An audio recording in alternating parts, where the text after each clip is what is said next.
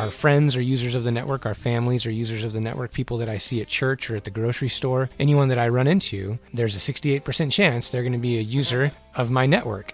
This is episode 328 of the Community Broadband Bits podcast from the Institute for Local Self-Reliance. I'm Lisa Gonzalez. It's late October, and Christopher is at the 2018 Broadband Communities Economic Development Summit in Ontario, California.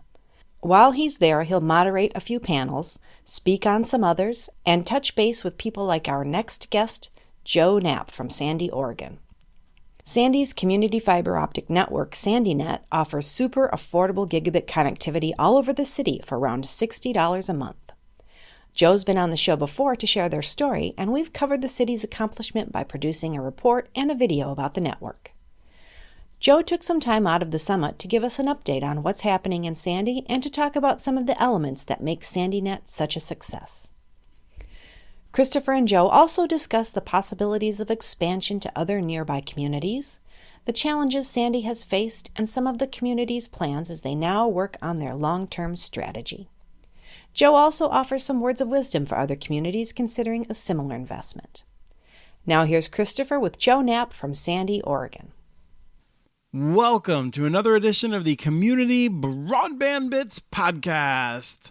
Recording live today from Ontario, California at the Broadband Communities Economic Development Summit, sitting across from a former guest, Joe Knapp, the IT Director for the City of Sandy and SandyNet General Manager. Welcome back to the show, Joe. Thanks for having me. I'm excited. You just came off a panel from the Coalition for Local Internet Choice. It was a good opening day to the conference, and I feel like it's a good time to dive back into what Sandy's been doing in the past and talking a little bit about some recent challenges, if we can think of any that you're having, or if it's all just easy sailing. So let's start, and I thought maybe we could just go back and forth briefly to tell the story of Sandy in like 90 seconds. Sure.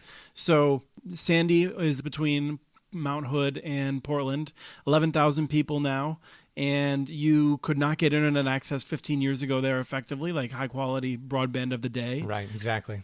And so you decided to do wireless, and I know this is before your time, but the city of Sandy did. Right, yeah, we started with DSL and then moved into a fixed wireless network and then ultimately built a fiber to the home network. Right, and this is a fiber to the home network for which you needed a take rate of like 50% in year 5 in order to be able to cash flow. Correct, yeah. So we wanted 35% take rate year 1 and have that grow to 50% by year 5. And this is straight up municipal. You didn't have a municipal electric. You started with a municipal telecom utility doing wireless. I feel like I'm talking too fast. People might be freaking out a little bit. So I'll slow down a little bit. You had a municipal wireless and DSL system. You started a new utility for that. Yep. And then in 2014, you went fiber to the home. That's right. Yeah, we started construction on fiber to the home in 2014. Yeah, but definitely kind of went through several iterations of the network before we got to that point. And you saw much better than 35% take rate in year 1. Describe for me the dynamic of what happened. We found as we started building, you have a lot of presence when you've got contractors out in the field digging things up and making a mess. We found that the more we got out and constructed, the more people came out of the woodwork and wanted to sign up. So what actually ended up happening, we were hoping for 35% at year 1, and we ended up coming away with just under 50% or right at that 50% mark before construction was complete. And so now in the year 2018, where are you at? So we're 4 years into the existence of the network, and we are sitting at around 68% take rate. Excellent. For other details, people should reference the video that we made with Next Century Cities. ILSR and Next Century Cities did a great video on Sandy. You starred in it. Yeah, we love that video. I send the link out to that pretty regularly. So I think the last time you were on the show, which I encourage people to go back and check out, Jeremy Pietzold, the city council president and political champion for the project, in general for better connectivity in the entire state of Oregon, in fact. The two of you were talking about improving service to businesses. You had a new method to make sure the businesses had high-quality connectivity. Right. So we actually leveraged urban renewal funds in our urban renewal district to deploy fiber optic infrastructure to our business community.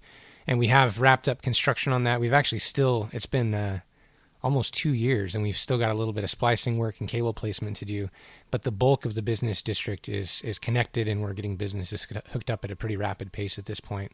And those businesses, especially for our small business community, get the benefit of the same price offering that we extend to our residential customers. So 300 megabits synchronous for $39.95 or gigabit speeds for $59.95 for any business in Sandy. It's a hard life, and it's a beautiful city on top of it. I'm not surprised that your population seems to be swelling. Right. You mentioned that in the panel. Tell us a little bit about what's happened in recent years. Yeah, we've seen a lot of development.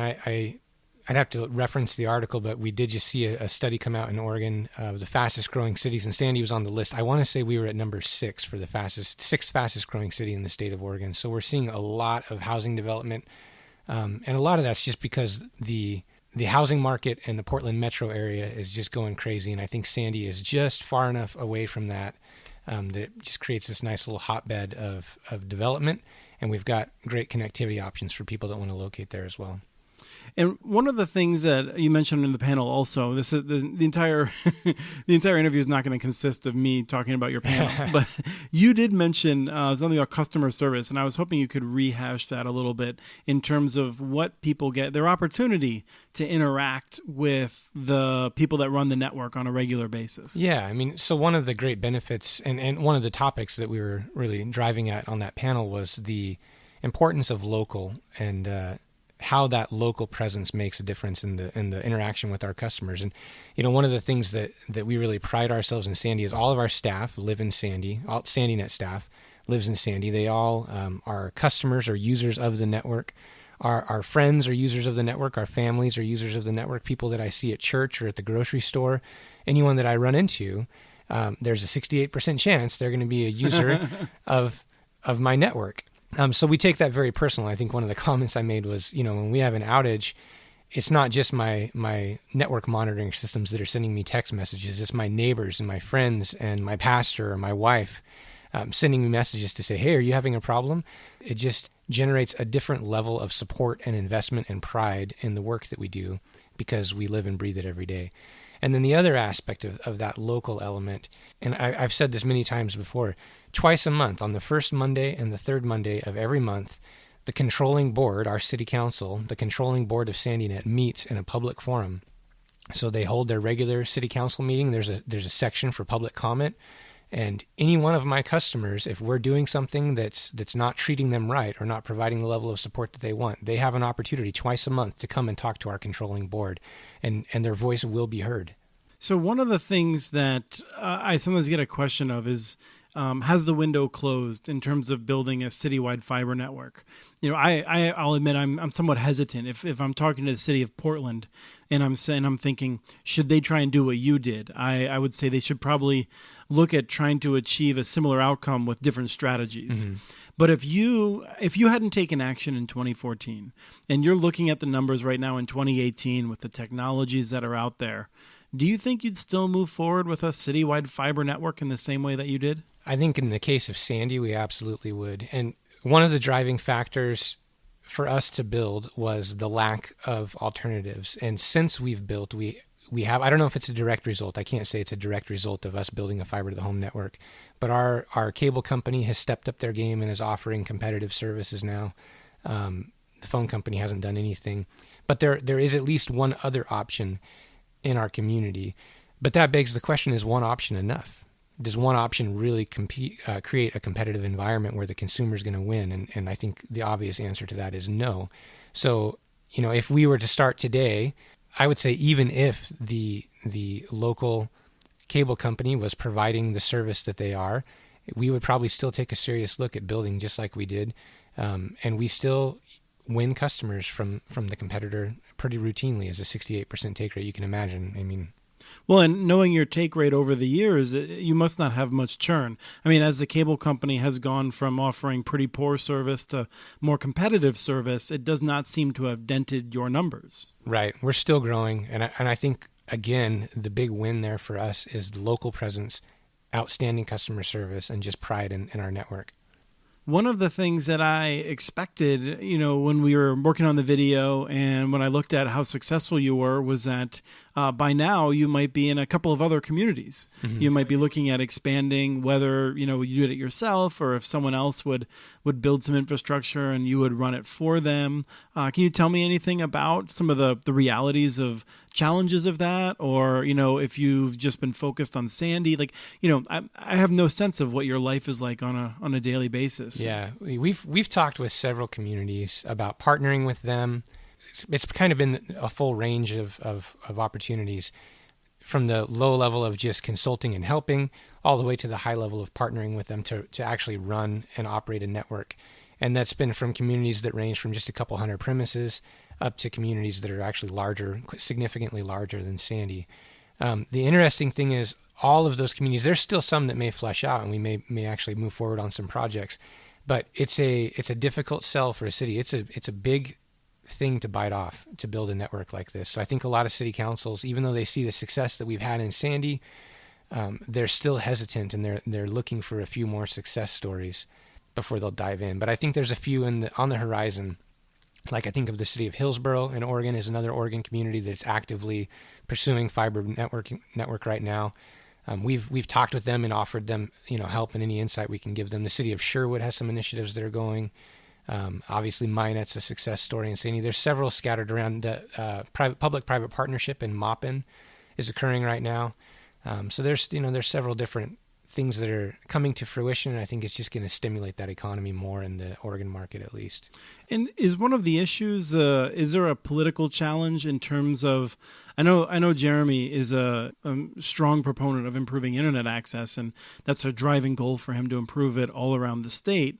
But there's also just the reality that it might be viewed as improper for Sandy to take risks with a publicly owned entity by the city of Sandy, by residents within Sandy, to try to improve access outside of Sandy. Has that come up much? Not a lot yet, but we haven't gotten to a point where we've had to have that discussion really down to the details. So we'll see what happens. But I think in Sandy we have this spirit of pioneering, I guess you could say. Our high school mascot is the Pioneers. But we didn't like the service we were getting from TriMet, the Portland Metro bus system. So Sandy started its own bus system. We didn't like the service that we were getting from our provider, so we started our own telecommunications service.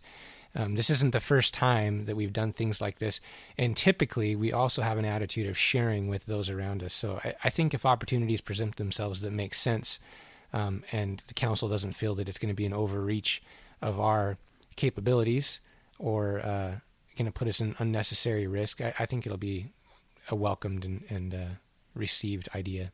Great. I think one of the things, if people here are listening and are in the area, you should be talking to your county commissioners and making sure they know that this tool is there, and that if you feel like internet access would be improved, you should be pushing the county to step up. I know I've talked to some of the folks from many of the counties around there, mm-hmm. and they're definitely interested, but I think what moves it from a priority 4 or 5 to a priority 2 or 1 is citizen input. And so I certainly hope that people who are listening to this and taking the time to educate themselves are also educating their elected officials as to what a priority it is. Yeah, absolutely. So let me ask you something that builds on the last question in some ways. What is your day like? I mean, at one time you were trying to do an amazing number of installs. You had a waiting list. You had people that were knocking down your door to get connected. I'm sure you're still expanding, but is it all easy now that the fiber network's built? You just sort of sit around and wait for things to break and then, and then rapidly respond? What do you do on a regular basis? We are in the midst of basically long-term strategizing and planning. So the question is kind of what's next. Our current iteration of the telecommunications master plan for Sandy, if you boil it down to a nutshell, says build fiber everywhere. So we can kind of put a big check mark next to that. So the question now is what's next? And it has been still certainly a lot of, with all the development that's occurring, we're doing a lot of planning and making sure that as development occurs, the fiber infrastructure is designed and implemented correctly. So there's a lot of that, a lot of maintenance that we're trying to catch up on the network too, because it's been such a flurry of installations that there's been some maintenance that's had to be deferred. Even though the network's only 4 years old, it's already in need of maintenance, which is an important thing to understand. Nothing critical or earth-shattering, but just cleanup and labeling and cataloging and things of that nature. We've developed a software system to manage our network and manage our customer database, and there's been several iterations of that. So that's been a major focus, is how we can improve that tool and hopefully make it available to other municipal networks or any network really that wants to utilize a system like that. And then the final piece that kind of goes along with, like I said, we're doing a lot of long-term planning and strategizing, is we really have, as a city, we serve the citizens of Sandy within our city limits. Obviously, that's the constituency of our elected officials. But really, at the end of the day, there's a much larger area around Sandy that calls Sandy home. And they may not have a vote in our city, but they're certainly a part of our community. They may even work there, but live outside of it. Absolutely. And they're business owners, or there's all sorts of interaction within our community. So there's kind of this question of how do we serve them? And I wouldn't say we've created an issue, but we've certainly highlighted an issue of disparity where in Sandy you can get a gigabit service, but just on the other side of city limits, you're lucky to get maybe 50 megs, is great. So, and in a lot of cases, there's actually nothing. You can't even get, your choices are dial-up or satellite. Right. I mean, that part of your county is quite underserved. Absolutely. So that's one of the things that we're looking at from a long-term strategizing and planning perspective, is how can we better serve the rural community that calls Sandy home, certainly within our urban growth boundary and urban reserve, but even farther out into the Sandy zip code of, anyone that would consider this their community. What can we do to extend that access? And that, frankly, will probably keep us busy for the next 10 to 20 years. Can you just dive a little bit more into the maintenance sort of thing? So you said, is it the sort of things where as you're installing rapidly, you sort of leave a Post-it note, clean this up later? Right. Yeah, we come across things pretty routinely. Probably one of the biggest maintenance issues that we've encountered thus far is rodent damage. So we'll get rodents into our infrastructure, and they like to chew on fiber for some reason. So a lot of times the fix for that is a very quick repatch, get customers back online. The long-term fix is we need to take that cable segment out and repull the entire thing and fix everything up. So there's a lot of things like that they're fixed and functional, but they're not really fixed properly.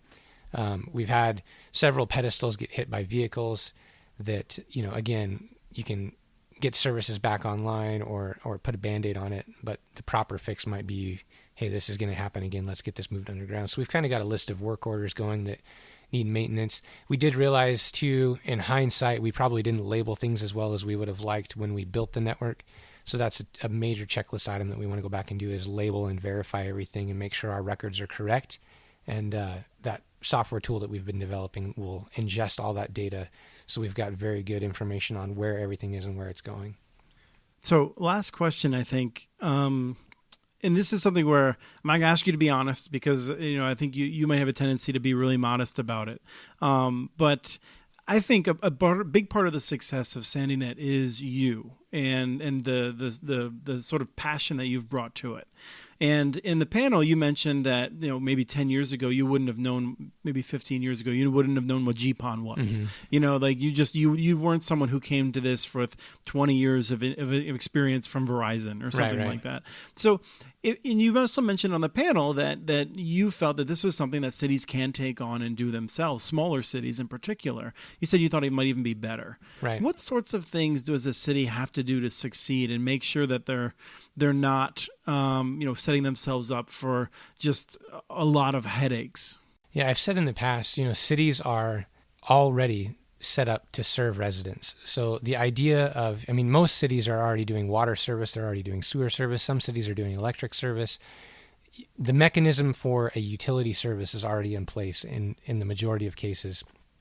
And the idea of serving our residents is already there. So it's kind of a perfect storm from the perspective of the tools are in place, the mentality is in place.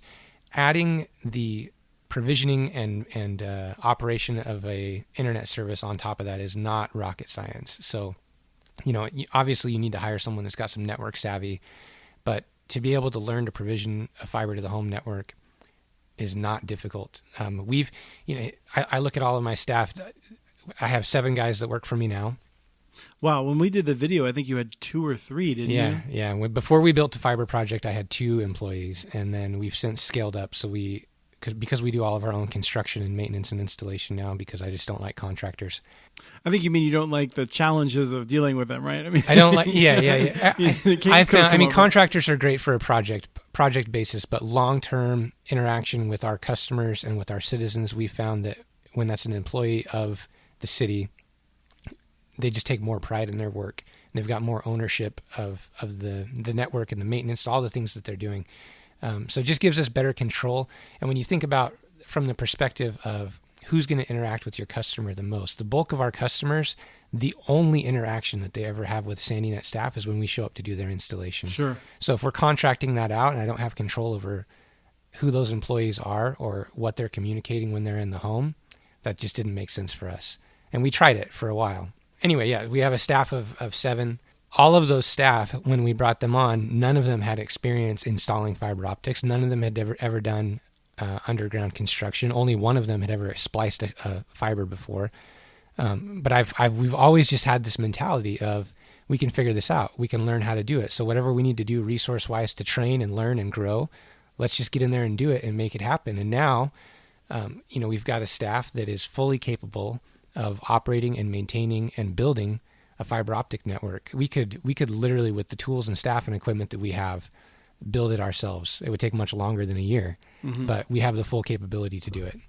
So just to wrap that up, I think 2 things that I think you have advantages of that that don't explain your success, but other communities should be aware of, is that you had a very low-cost connection to NWACS to get your internet transit, right, via the county, because of Clackamas having built a really good network to be able to do that sort of a thing. And then the other piece of it was, I don't think you had to do a lot of advertising to get your customers. I mean, you weren't really taking them away. If Wave had been a stronger presence, I wonder if you would have struggled after you hit 40%, for instance, to get the next 20%. And I'm you can set me straight if you think I'm wrong, but I think some other communities might struggle to get some of that take rate up there so early, so quickly. I think that's a fair assessment. And I often, when talking with other communities, say you need to take a serious look at who exists in your environment if you're going to go about this. And I think, too, it's a fair thing to ask, is there really a need for a municipality to come in and build a fiber optic network? If there are private providers that are doing the work and doing it well, and the residents are being served in a way that's acceptable, then probably not. But if there is a need, and if your constituents are not happy with the service levels that they're getting, then municipal fiber is a great option. But in an environment where you've got some of the bigger players that have a history of opposing endeavors like this, and deep pockets, and very deep pockets, it's definitely wise to do the research and make sure that you can, basically don't anticipate a 68% take rate in year 4 because it might not happen. But I think if you can model it to win with 30 or 35%, that's a great place to start.